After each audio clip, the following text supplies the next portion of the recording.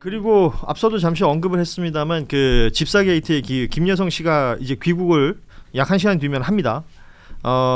일단 뭐 얘기해 주신 것처럼 오늘이 이제 구속영장 실질심사가 있어서 이 날을 정했다라고 보는 게 합리적일 것 같은데요. 네.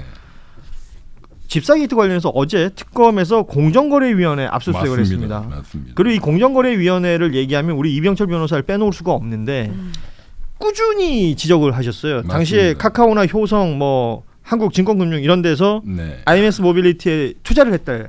네. 그때 얘기했던 게 김건희와의 친분으로 투자 대가로 각종 이 회사들이 민원 해결한 것 아니냐, 이런 의심을 했었는데 카카오라든지 공정위의 조사를 받는 기업이 이미 있었고요. 그렇습니다. 예, 우리 이병철 변호사는 한기정이라는 이 공정거래위원회 위원장을 주목해야 한다. 맞습니다. 이렇게 주장을 하셨어요. 맞습니다. 그러니까 이제 지금 나오지만 어제 이제 압수수색 나간 건 공정위를 털었거든요. 예. 그러면 공정거래위원장이 한기정인데 네.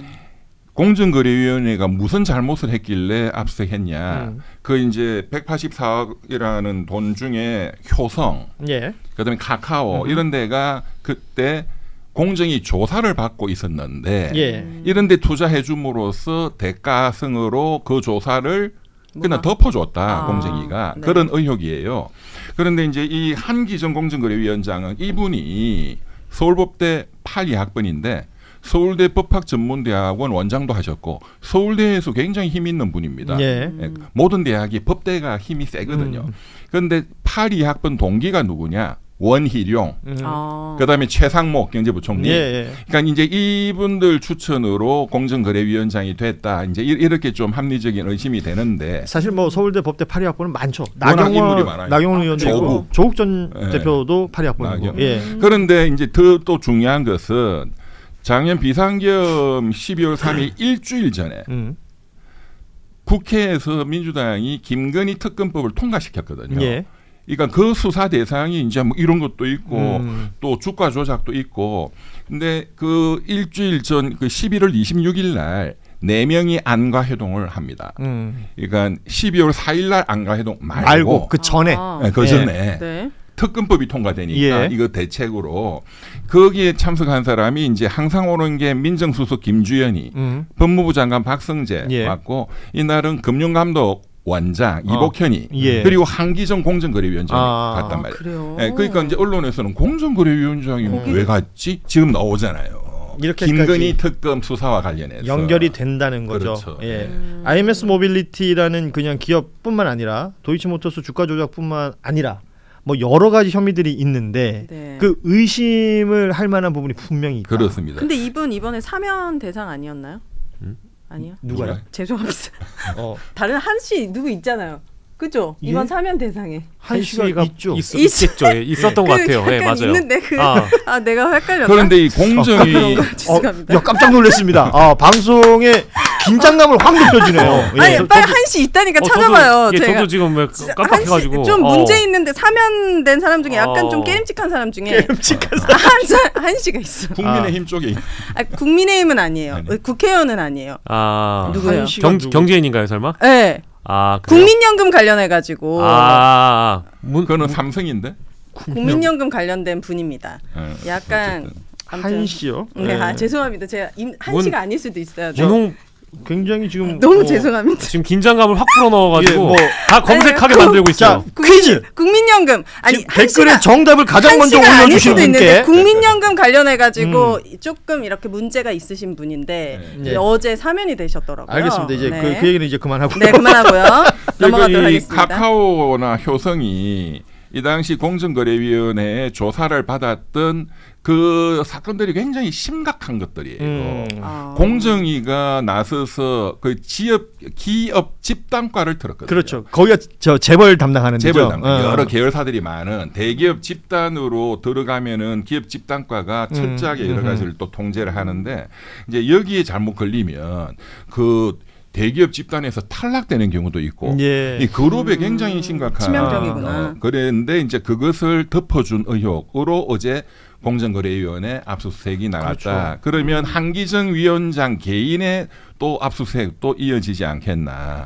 이게 다르게 생각하면 기업에서 돈이 IMS 모빌리티뿐만 아니라 김건희 씨가 운영하는 뭐 코바나 컨텐츠도 있을 수 있고 어떤 형태로든 흘러간 돈이 있다면 그걸 밝히기 위해서는 지금 말씀하신 기업 집단가를 털어보면 되겠군요. 이게 압수수색이 어제 공정거래위원회가 진행이 됐기 때문에 이 이야기 또 이병철 변호사께서 일찍이 얘기했던 부분이 있어서 한번 정리를 해봤고요. 그리고 참고로 공정거래위원회의 조사 사건을 로펌이 맡으면 돈이 엄청 커요. 그냥 뭐 검찰에서 수사하는 거 이런 거는 단위가 다르다. 김앤장이나 큰 로펌에서 돈을 제일 많이 버는 팀이 공정이 담당하는 팀. 공정위 담당이. 네. 예. 그리고 과거에 그 이제 11월 26일 안가회동 방금 이병철 변호사가 말씀해주신 그 모임에 한기정 씨가 참여한 그 배경에는 뭐 그때 당시 뉴스토마토 단독 보도로는 뭐 그런 내용도 있었던 것 같아요. 김건희 특검에 어쨌든 도이치모터스 주가 조작 내용이 들어가니까 우리 기술이라는 네. 종목에 대한 시세 조정, 뭐 주가 조작 의혹을 그러니까 도이치모터스 말고 지금 우리기술이라는 회사도 있었던 겁니다. 예, 예. 이제 그 의혹을 또 대처하기 위해서 뭐 한기정이 간 거 아니겠느냐 이제 이런 의혹도 있었는데 이건 어쨌든 수사를 좀 해봐야죠. 그 부분은 제가 좀 보충 설명드리면, 예. 그러니까 공정위 건 때문에도 갔을 테고, 이제 그 주가 조작 이런 거는 금융감독원 금융위원회 사건이잖아요. 그래서 금융감독원 이복현 원장이 왔고 검사 출신이죠. 예. 그러면 금융위원회 부위원장이 중요하고 거기에 부위원장이 정권선물위원회 위원장을 겸직하거든요. 예. 정선희가 검찰로 보내고 하는 거를 최종 결정해요. 그래서 부위원장이 굉장히 중요한데 그 부위원장은 윤석열 이쪽에 거리를 뒀어요. 네. 그런데 그러면은 여기에 영향력을 행사할 수 있는 사람이 한기정이야. 한기정 서울법대 서울대 법학전문대학원 교수고 이분이 그 금융위원회 부위원장 그분은 서울대 경제학과 교수예요. 네네. 그분한테 직접적으로 영향력을 행사할 수 있다. 이런 것들이 지금 다 종합적으로 볼 그렇습니다. 필요가 있는 것이고 네. 이제 향후에 수사 내용으로 또 브리핑이 나오면 저희가 또 알 수 있는 내용이 있을 것 같습니다. 네. 댓글에 답이 왔습니다. 뭐라고요? 홍완선 이분 이 사람 맞아요. 약간 히읗이 들어가잖아요. 히읗이 약간 비슷하죠. 홍한 약간 제가 헷갈릴만 하죠. 고현준도 히읗이 들어갑니다. 아니 성에 히읗이 들어가잖아요. 네. 알겠어요. 댓글 정말 우리 청취자분들 천재인 것 같아요. 네, 알겠습니다. 네. 예. 우리가 방송하는 내용에 좀 집중해 주시기 바랍니다. 저는 계속 집중하고 있죠. 네. 자, 다음 내용은 이 얘기 좀 보겠습니다. 그 어제 민주당 그 정치검찰 조작기소 대응 TF가 있어요. 여기서 김성태 전 쌍방울 회장 다들 알고 계시겠죠? 대북 송금 관련해서 네. 얘기됐던 것인데 이 김성태 전 회장이 지금 보석으로 나와 있지 않습니까? 이 사람 거짓말쟁이 아니에요? 예, 뭐 지금 그래서 여러 정황들 중에 이 사람이 보석으로 나올 때 네. 돈을 주고 그러니까 뭐 여기서 돈을 줬다라는 것에 뭐 어떤 로비를 했다는 의혹이 있다는 겁니다. 그러니까 김건희 씨의 인맥을 가지고 있는 무속인 김모 씨에게 20억을 주고 보석 석방을 얻었다라는 게 이 TF 측의 주장인데 네.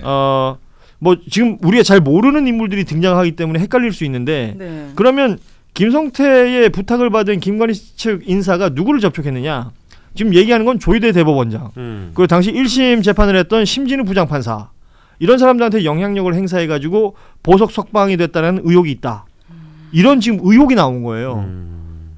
이것도 사실은 좀 꼼꼼히 봐야 되지 않겠습니까? 그 최은수 씨가 예전에 했다는 얘기, 돈 싫어하는 판사 봤어? 뭐 이런 얘기까지 연상이 되고요. 돈 싫어하는 판사.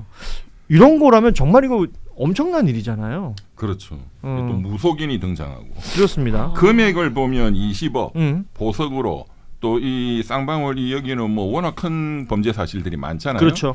뭐 이 김무슨 회장 이 사람은 이제 이런 게 이제 큰 거 2장이에요. 20억. 이게 공정거래가야. 예. 네. 보석으로 풀어준다면. 네. 그러니까 저는 이거는 상당히 개연성이 있다.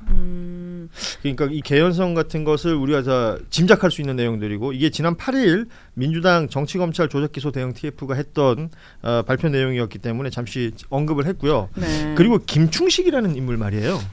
뭐 어디서는 최은순의 남자, 네.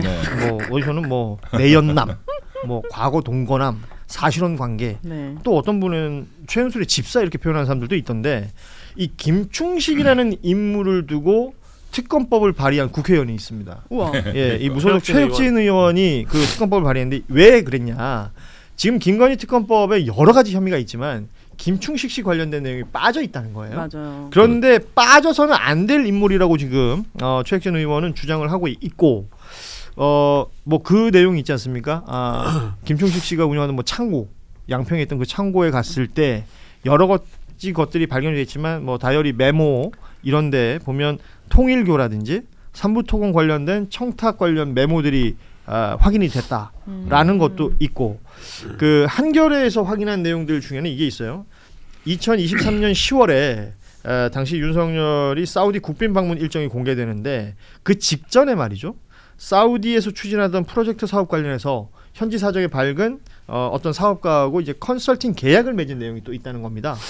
이건 뭐냐면 대통령의 일정을 미리 다 알고 그 자신의 이권들을 위해서 먼저 움직였다 이렇게 볼 수도 있는 부분이라서 이 김충식 씨가 등장하는 곳곳 면면을 보자면 각종 이권에 개입이 돼 있어요. 저도 그 정대택 씨랑 매부쇼에서 방송할 그랬죠. 때 이 김충식이라는 사람이 검찰총장 윤석열 그때부터 모든 판을 짰다. 최은순, 김건희 머리에서 나올 수 없는 것들이 엄청 많다는 거예요. 그래서 진짜 브레인과 뒤에서 조정하는 사람은 김충식이다 하면서 굉장히 그 사람 이름을 전 처음 들어봤는데 언급이 많이 되더라고요. 그러니까 뭐 일본 통일교의 책임자로 모 보도에는 뭐 등장하기도 하고 왜냐하면 문선면 전 총재하고 뭐 찍은 사진이 노출되고 맞아요. 예. 그것도 있었고 그 최근에는 실제 그 수첩과 다이어리에 적혀 있는 메모들을 예. 보통 인용해서 보도들이 많이 등장하는데 캄보디아도 발견이 됐거든요. 뭐 통일교 예. 관련된 맞아요. 내용도 당연히 등장하지만 예. 이번에 또 보니까 서희건설이라는 메모도 거의 등장하는 거예요. 이게 뭐 비록 이제 시점이 뭐 2016년 19년 사이에 있는 뭐 달력에 있는 내용이라고는 하는데